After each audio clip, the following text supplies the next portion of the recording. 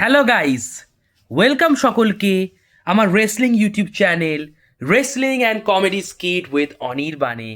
আর আমি আজকের ভিডিও নিয়ে চলে এসেছি। আজকে আমি ডিসকাস করতে চলেছি স্যাটারডে নাইট মেইন ইভেন্ট নিয়ে। গাইজ ইয়েস, আজকে আমি এসএনএমির প্রেডিকশন করতে চলেছি। স্যাটারডে নাইট মেইন ইভেন্ট 2026-এর প্রেডিকশন 2026 সালের প্রথম এসএনএমিতে। কারণ এসএনএমই একটা বছরে কম করে 1000 বার হয় এবং প্রত্যেকটা ডিফারেন্ট ডিফারেন্ট মানতে হয়। তো এটা হচ্ছে প্রথম এসএনএমি 2026 সালের। 3টে ম্যাচ আপাতত অ্যানাউন্স করা হয়েছে আর আমি সেটাই প্রেডিকশন করবো। বাট আমি আগে বলে রাখি যে আমি নেটফ্লিক্সের ডকুমেন্টারি পুরো দেখতে পারিনি এখনো। আমি এখনো অবধি 3টে এপিসোড দেখেছি, কারণ প্রতিদিন আমি একটা করে এপিসোড দেখছি। আমার মাঝখানে গ্যাপও চলে যাচ্ছে। লাইক আমি বুধবার দেখলাম একটা, দেন এভাবে মানে এরকম হচ্ছে আমার, মানে আমি টানা দেখতে পাচ্ছি না। তো আমি একটা একটা করে এপিসোড দেখছি প্রতিদিন, কোনো একদিন আমার মিসও করে ফেলছি। তো এখনো পর্যন্ত আমার 3টে এপিসোড দেখা হয়েছে, ফার্স্ট 3টে এপিসোড। আজকে ভিশনটা দেখে শেষ করলাম, আর ডকুমেন্টারি আমার ভালো লেগেছে। আর আমার বরাবরই এই জিনিসটা ভালো লাগে। আমি জানি যে অনেকের আনরিয়েলের এগেনস্টে, অনেকে আনরিয়েল পছন্দ করে না, বাট আমি পছন্দ করি। বিকজ আমি ডাব্লিউডাব্লিউকে পছন্দই করি, because it is a scripted entertainment. হয়তো এটা রিয়েল হলে ইউএফসির মতো হয়তো আমি অতটা পছন্দ করতাম না। I like WWE because of it is scripted nature. তো আমার দেখতে বেশ ভালো লাগে যে ব্যাক স্টেজে কীভাবে কী হয়, কেমন কী হয়, মানি ইন দ্য ব্যাংকের বুকিং। সো আমি দেখলাম 3টে এপিসোড দেখলাম, আমার বেশ ভালো লাগলো। ভিশনটা দেখলাম যেটা আজকে, সেটাও বেশ ভালো লাগলো। আই থিঙ্ক আমার সবচেয়ে বেশি যেটা খারাপ লেগেছে সেটা হচ্ছে এলেন নাইটকে নিয়ে।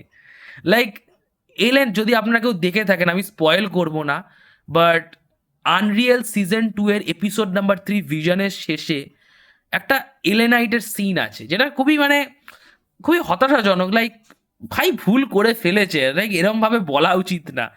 ঠিক আছে, ও যেটা করেছে সেটা এমনও আহামরি খারাপ কিছু না। ওকে যেটা করতে বলা হয়েছিল সেটা না করে ও যেটা করেছে, প্ল্যান স্পটটা না করে, এমন আহামরি কিছু এফেক্ট ফেলতো না। বাট কি আর বলবেন, ট্রিপল এইচ মানে ট্রিপল এইচ একটু বসগিরি দেখিয়েছে। বাট আপাতত আমি এসএনএমি প্রেডিকশন নিয়ে কথা বলি, আনরিয়েল নিয়ে পরে কথা বলবো।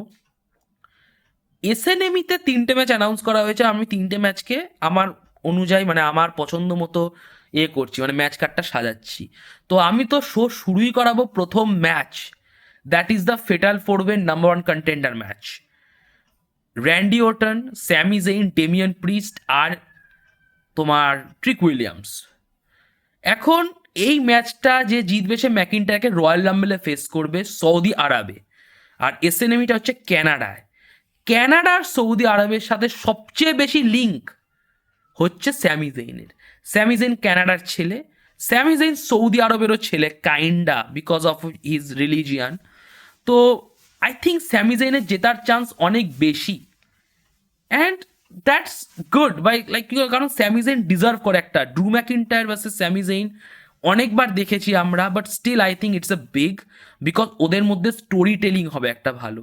So McIntyre versus Sammy Zayn হওয়ার চান্স 95%। বাট আমি এখানে আরেকটা উইনার চুজ করে রাখছি, that is Damian Priest. Damian Priest versus Drew McIntyre দুবার হয়েছে, থার্ড টাইম হয়নি। সো অ্যাকচুয়ালি আমার প্রেডিকশন এখানে দুজন, স্যামি জেইন নয় ডেমিয়ান প্রিস্ট। আমরা স্যামি জেইনের স্টোরি দেখবো, না ডেমিয়ান ভার্সেস ড্রু পার্ট 3 দেখবো, 3.0 দেখবো রয়্যাল রাম্বেলে। আর আমি অ্যাকচুয়ালি মনে মনে চাই যে স্যামি জেইন জিতুক, আর আমি স্যামি জেইনকেই জেতাতাম। বাট আমার প্রেডিকশন দুজন, জেইন অ্যান্ড প্রিস্ট। সেকেন্ড হচ্ছে আমি উমেন ট্যাগ টিম ম্যাচ রাখবো, Rio versus Roxanne and Liv. আর আমার prediction simply Rio, because I think রিয়ার ইও সবে জিতেছে title, and I think they deserve to retain the championship. কারণ এখন টাইটেল ড্রপ করে কী লাভ আছে? I think main event spot already অনেক ভরা আছে, আর অনেক নতুন নতুন সুযোগ পাওয়া দরকার। কারণ রিয়ার ইও অনেক দিন ধরে ডমিনেট করেছে তোমার ফিমেলের মেইন ইভেন্ট পোর্শনটা। এখন ওরা ট্যাগ টিম টাইটেল নিয়ে একটু মজা করুক, and that's why I will predict Rio retain their title. I think রোকসানেকে পিন দেবে, রিও চ্যাম্পিয়ন থাকবে, আর এটাই হওয়া উচিত। আমি হলো তাই করতাম, রিওকেই রাখতাম। Third match and the final match, I will put Cody Rhodes versus Jacob Fatu. Now my prediction is actually going to Cody Rhodes to win the match. আমার প্রেডিকশনও কোডি রোডস, আর আমি হলেও চেতাতাম কোডি রোডসকে, বাট আমি একটু ডিফারেন্টভাবে সাজাচ্ছি। এটা আমার ঠিক prediction না, এটা আমার পয়েন্ট অফ ভিউ, যে আমি চাই ম্যাচটা কোডি রোডস আনফেয়ারলি জিতুক, লোবলো টোবলো দিয়ে জিতুক, আর কোডি রোডস নিজেকে রিভিল করুক যে অ্যাকচুয়ালি ও জ্যাকব ফাতুকে অ্যাটাক করেছে, কোডি রোডসকে হিল করিয়ে দিক। আমি হলে তাই করতাম, আমি কোডিকে হিল করিয়ে দিতাম। কোডি ভার্সেস জ্যাকব ফাতু রাইভালরি চলতো রেসেলমেনিয়া অবধি, দ্যাট ইজ মাই বুকিং। আর আমার প্রেডিকশন হচ্ছে এরকম কিছু হবে না। আমার প্রেডিকশন হচ্ছে কোডি ভার্সেস জ্যাকব ফাতু ম্যাচ হবে, যেটাতে কোডি জিতে যাবে, দেন রয়্যাল রাম্বল একটা বড় মানে কি বলবো একটা ভিক্টরি নিয়ে যাবে। আমার মনে হয় না কোডিকে হিল করবে বলে triple H.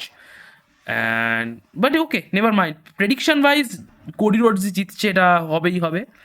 And that's my video. এর থেকে বেশি কিছু বলার নেই, কারণ এসএনএমির কার্ড খুব ছোট।